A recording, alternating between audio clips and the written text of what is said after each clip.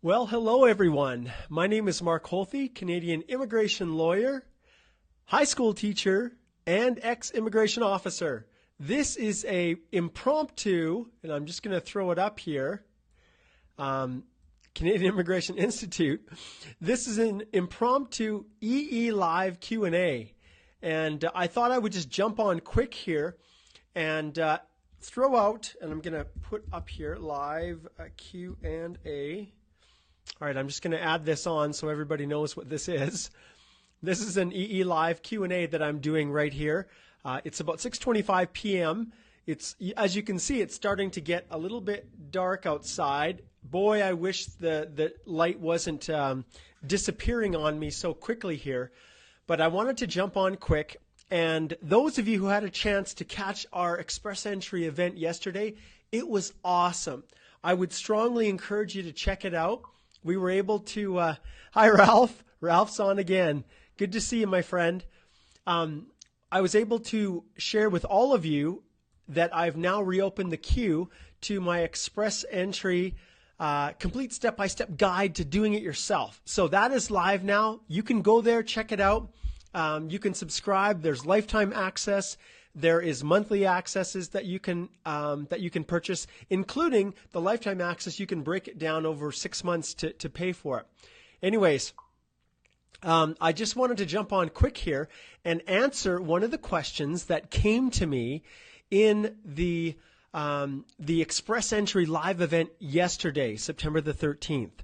So one of the individuals asked me, he said, how do I add my spouse, or in other words, or reverse, how do I remove my spouse from my profile if they are non-accompanying? So let's start with the first one. And I'm going to take you right to my portal, and you're going to be able to see this live. And this is, I think, the first time that I've actually demonstrated something live. But I'm going to switch over to full screen mode here. And as you can see here, I'm going to enlarge this for all of you so you can see. So this is the Express Entry profile. This is it. Now you'll see here, I am the only one listed, just me. So this is my Express Entry application, and this could apply to a lot of people. So this is how you add someone to your profile. Okay, so the first thing that you're going to do, and I'm actually going to shrink this back down, and I am going to see if I can get, okay, so there's that. I'm going to shift back again here. And then I want to try and get,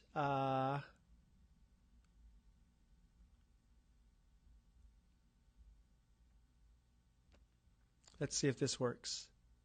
There we go. Okay, I want to stay with you here while I'm showing you this. So I'm going to go into full screen here. Now, this is how you add a spouse. So let's say you were in the process of submitting your profile, and now you want to add your spouse. And understand, this only works if you are at the stage where you're just in the pool. You haven't already filed your eAPR. This is just if you're in the process of submitting your profile in the pool, or it's already in the pool. So you can see it's just me. So how do I add a spouse? All right, right up here you can see at the top, as I'm circling my mouse, is the Modify Family Information.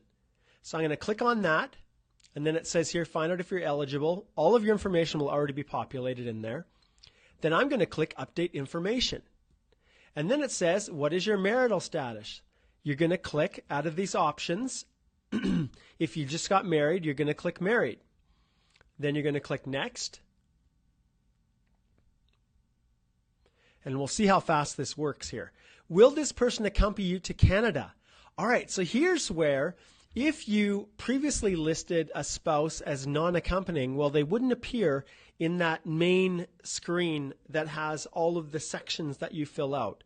The home screen, I guess you could call it. But if you're someone who just got married and you want your spouse to be included, then you're going to say yes. Will this person accompany you to Canada? And I'll click Next. All right, then you're going to put your spouse in here. All right, now I was just playing around here before, but I'm just going to put my lovely wife's name in here.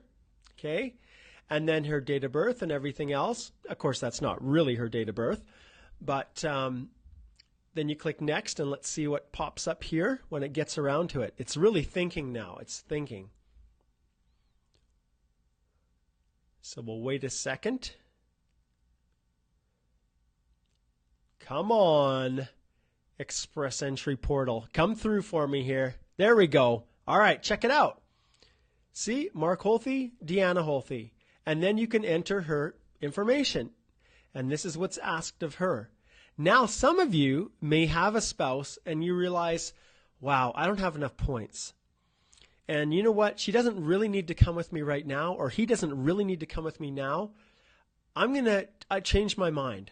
So although mine says not started here, you may have already completed everything in here. But how do you list them then as non-accompanying? You go back, modify family information, right at the top. There's me. I update my information.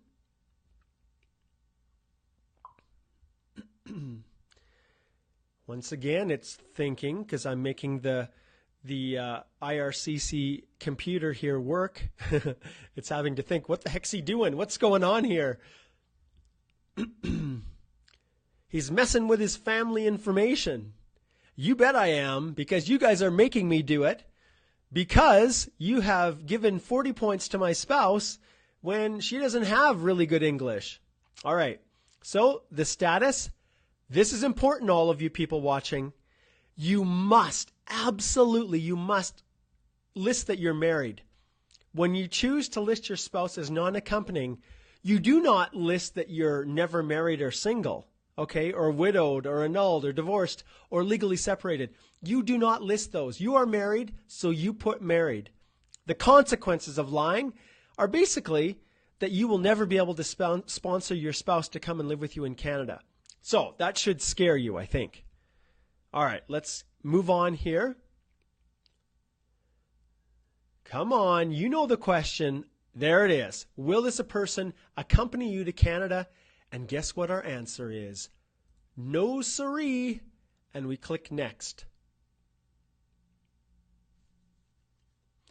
And for those of you who do not want to have your spouse accompanying you right from the beginning, you're going to click no right off the bat. And then check it out. Do you see? Do you see anything about a spouse here? Nope, they're gone. So there you go. Congratulations. And guess how you add them back in? The exact same way. All right, folks, and I'm going to jump back to my screen here. That is the demonstration of all demonstrations for all of you on how to add or remove a spouse when you realize that they don't want to come with you, or maybe you realize, maybe you got married, right? And you haven't yet been drawn. So in another EE Live Q&A, I'm going to, and hopefully that didn't block things off there. In another EE Live Q&A, hopefully I'm going to be able to show you, I will be able to show you how to deal with adding a spouse after you've submitted your eAPR. But that's for another day, folks. All right, looks like we've got a few people that have jumped on right now. So I'm going to say right now, all of you fine people, Greg Hamilton. Hey, Greg, thank you so much for responding to that question about whether or not you need to include your old passports. I really appreciate that. You were bang on. You don't need to include them. There will come times where the government may want proof of travel history, yes. But in the beginning, you don't need to include your old passport. So thanks for doing that, buddy. I appreciate it. All right. Okay, so question. Fire off your questions, and I will answer them for a few minutes before my daughter comes here to pick me up from work. And as you can see, I'm a little bit casual because I just got back from volleyball practice. So once again, riding my bike across the hill, down and up. You know what? One of these days, I'm going to strap my iPhone to my helmet or something, and I'm going to record riding up that hill so you guys can experience the ride with me. Okay, so those of you who have questions, fire them away right now. Ralph's laughing. It's awesome. Here's my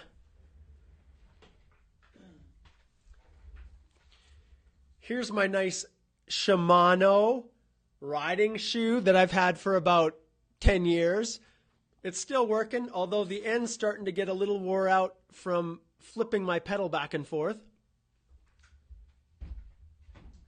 And here's my gyro helmet that keeps me safe and sound, although it's a little loose right now, so I don't know how safe it's keeping me. Anyways, all right. Okay, here we go. We got a question, Rika. Do I need to upload all passports? Are you kidding me, Rika? Do I need to upload all passports, old and new, with visa and stamps? eAPR. Okay, that's the question. That's the question that that Greg answered on our Express Entry Law Facebook group. So all you have to do is go back to the group and you'll see Greg's answer there. And it's a good one. So the answer is no, you don't. And I wonder if I can go in and show you guys. Do you know what? I can't. The problem is when I go in to the eAPR portion, it has my clients' names listed. And so because of solicitor-client privilege, and I highly respect the confidentiality of my clients, I can't just go in and show you. And those who have subscribed to the awesome Express Entry Complete Step-by-Step Guide will see that while I'm demonstrating, and I got permission from some of my clients to use their profiles for demonstration purposes, when I'm doing the eAPR, I actually have little grayed out sections so that I'm not disclosing any confidential information. So I would show you, but just trust me on it. You don't need to provide your old passports. Let me just see something here. I'm going to do a little test, and I'm going to bring you guys along with me. Let's take a look and see what the completeness check has to say about this. Let's see. Okay, so here's the page. Mandatory documents right here at the front. Copy of the biographical data page of a passport or travel document. What's the purpose? Well, it's to confirm your identity. It must be a clear and legible copy of the biographical data page of a passport or travel document. Individuals who must submit this documentation: principal applicant, spouse, common law partner, and their accompanying dependent children. All right? It says a clear and legible copy of the biographical data page of a passport. It doesn't say all of them. This is the general rule. Then what was provided, excuse me, Mr. Hamilton, what he provided was an actual screenshot of the radio button attached to the document checklist for passports. So there is your answer. All right, let's jump back here and my ugly mug once again. All right, so there you go. So there's your answer, Rika. Looks like I've caught people off guard because usually there's a ton of questions here. This one is going to be a little bit shorter, folks. I wanted it to just to be a little snapshot. Rika, thanks, Mark. I thought they would cross-reference that with your travels. If they need it, they'll ask for it. But you don't need to put it all in there. Think of it. If they're trying to go back to the age of 18, and some of you are over 40 years old, how many passports are you going to have? It's just not going to be possible, right? And so if they ask and they request, then you can provide it. But I can tell you, it's been a long time since I've had them ask for that level of detail. It's only if they believe that you've spent more time in a country than you've disclosed, and therefore you failed to provide a police clearance, and then they'll bounce your eAPR application. All right. Okay. Mohammed, hello, Mark. What is the duration for the PNP Outland application to be processed, considering that it was submitted online? Okay. PNP Outland application. Mohammed, do you mean a part of Express Entry or outside of Express Entry through the regular PNPs? If you mean outside through the regular PNPs, I'm going to go back once again, shift my screen, go to this, maximize it, and then we're going to go right here. We're going to go CIC, processing time. And we're going to pull it up here, check processing times. I think we're about 18 months, but let's just see. So we'll go down here to economic class, and then we're going to go to provincial nominees. And then are you applying via Express Entry? If it's yes, then it's going to be 6 months, right? We're going to say no, And then you can see the processing times right now are about 16 months for a regular PNP application. All right. There's an answer for you. Okay. Jump back again to me. Okay. Kurtiki says, hi, Mark. Can different companies' work experience count? And a month difference between a job in CEC EE. Okay, so the short answer, with the Canadian Experience Class CEC, there's no mandatory requirement that your work experience be continuous. It just needs to be at least 1 year in the previous 3 years. Okay, the Federal Skilled Worker Program requires it to be continuous. Okay, then the question is, can different companies' work experience count?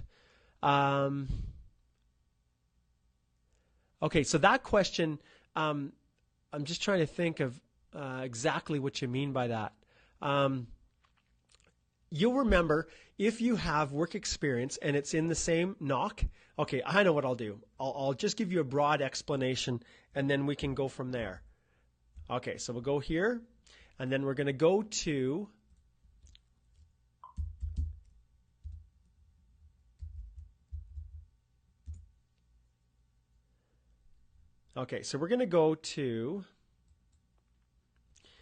the Canadian Experience Class.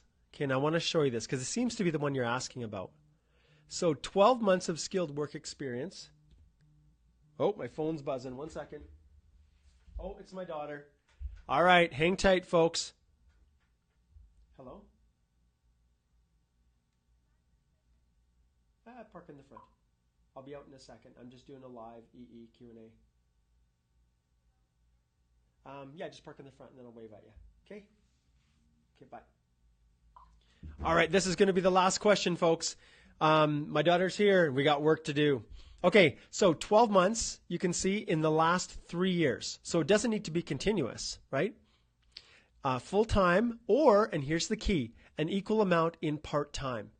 So basically what that means is, when you're gaining your work experience, you can gain it in like from different companies. That's not a problem. It really isn't. Okay? So that's the skilled work experience. And then here's a little definition as well that I want to show you. Obviously, it needs to be in a skilled occupation. But you can have, see right here, 30 hours a week for 12 months at more than one job. Okay? There's your answer. All right. Okay, I think I better shut this one down. It's going to be a little short snapper. But thanks for tuning in, everyone. And sorry I wasn't able to get to everyone's question. I will genuinely try to jump back in and answer your comments. But thanks for joining me. And until I see you guys again, good luck navigating this crazy world we call Express Entry.